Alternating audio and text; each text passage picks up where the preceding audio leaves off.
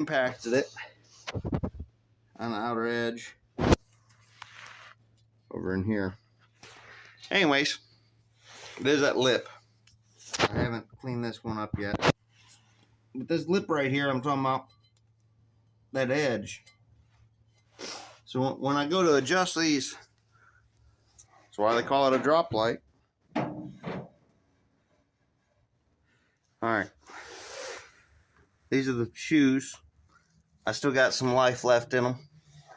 I'm going to clean this up. I haven't done any brake cleaning here yet. You can see the hardware could probably need to be cleaned up. Anybody that doesn't know much about drums or hasn't messed with them, this is your adjustment. Right there. If you're... I'll bump the stool. If you're in reverse, that should start going. Okay. So right here, I don't even know if, because I haven't messed. It should click and move easy. And I think I'm going to have to take that apart. You see that moisture and that rust? That's supposed to spin. When you make that gap bigger down here, it pushes these shoes out. That pushes the shoes out. Up here's your pivot point.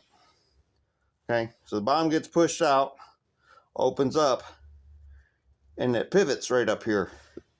This is what's called your wheel cylinder. Right here. It's got the little circular rubber on there. Comes across. And what that does is it pushes out the top.